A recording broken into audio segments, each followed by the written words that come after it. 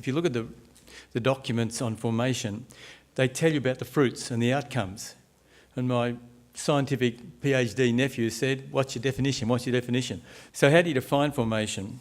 And I came up with a reflected development of one's gifts and how the gifts contribute to a need in hand, providing a holistic preparation for a person for a role, human, spiritual, intellectual, pastoral, including reflection on the experiences of their own life, which might highlight some lacks in development or knowledge that are essential for the need.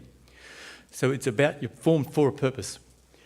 The 4 words there, human, spiritual, intellectual and pastoral, I got from Pastores Dabo Vobis, John Paul II's document on the formation for priests. They were his 4 headings that he put the formation under, and then he had several things underneath that.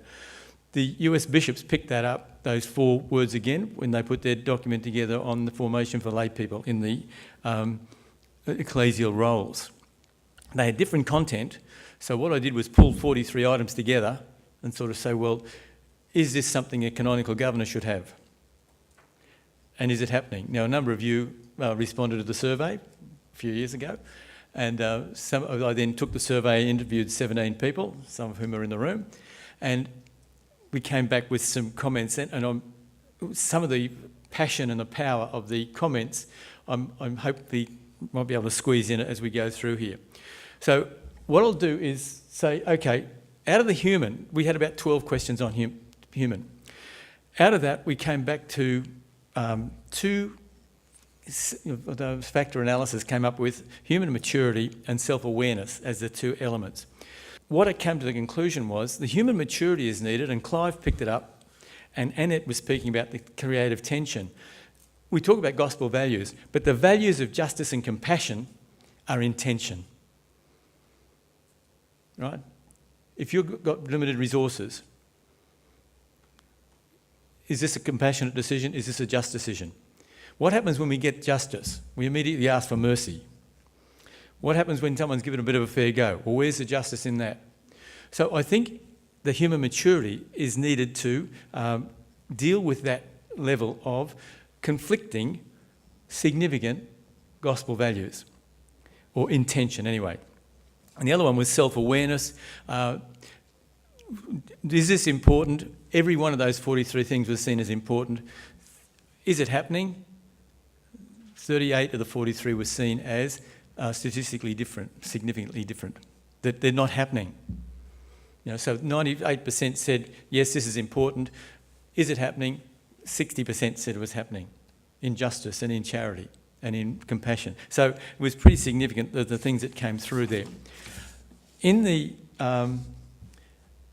spiritual section, the 2 things that came back to was a sense of call and vocation to the role, and understanding the call of spirituality. That it was, we put it in, do you understand that this is part of your baptismal call? And the response was about 60% thought it was, they saw it going on. And there were very significant people in health and education who responded to that survey. And the other one was that it was a sense of vocation. Now, one of the comments was a sense of vocation to the role. That's what canonical governance is. It's not a job. It's not about being on a board. It is a vocation to leading the church mission. That's one comment. Another one was, I think sometimes people get involved in the experience and then they think or realise that it's a call. But it's also a problem that maybe not too many of the people in this room think of what they're doing as being part of their baptismal call, because no one's ever told them it's part of their baptismal call. But it is what you're doing. So the church language becomes an issue when it's missing. And the second one was the call to spirituality, that it is a spiritual journey, that it's involved with the transcendent, that it moves you. And as one person said when leaving a canonical position after a number of years, in retrospect, I was called to it. But at the time, I did it because I thought it was an important thing to do. Again, that's the spiritual journey that we're talking about. The intellectual ones, and we've talked about hand and heart all day, haven't we? Head, hand and heart.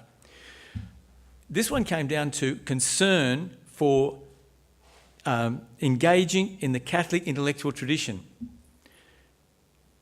And that's all it came to, the Catholic intellectual tradition. The theologians that I interviewed were very worried that, in fact, this area the intellectual, was the least highly regarded. It didn't get the 90% for desirability. And as one person said, it struck me that we think about these as good people with a spiritual life and respect for the church, but with less intellectual understanding or training. That is a kind of profile for these people. It gives me a little heartburn, a lot of heartburn actually. So that's kind of was a concern for the theologians, and it was interesting. I'll come to it in a sec, because that the intellectual tradition is a theological reflection which has been spoken about today. It's engaging with Scripture and understanding the tradition. Some understanding of ecclesiology, which you've just had from Joe, wonderfully put together. Some understanding of missiology, and we had Noel talk this morning about going out to the islands, and a lot of people didn't get that point until I got to the interviews. And then someone said, I believe that we've formed people for the mission of the health system. Continuing to put that in the context of the mission of the church is a challenge. So some understanding of canon law, the lowest response for canonical governors have some understanding of canon law, 22% thought that was going on. There was a great line, that one. And then social justice tradition and the teaching. And the tradition underpins the teaching. This morning's Acts reading was Stephen, starting the tradition. It wasn't coming out of teaching, but it was the acting. Does it worry you that the first martyr was actually a bureaucrat? The pastoral came through as understanding the responsibility for Catholic identity, developing a sustaining Catholic identity, and it's more than a cross on the wall and a saint's name on the front door, discerning the signs of the time for mission, being involved in the life of the mission. That's come through a few times here. I'd add to it understanding the criteria for your formation, knowing that it's going to be based on a lay spirituality, involving adult education, checking the time commitment. We heard Clive speak of the enormous amount of time that's asked of the trustees at John of God, and understanding the role of the bishop. The research showed a great compassion for the bishops, really, and again, Joe spoke in those terms as well. We've had the term ministry of governance.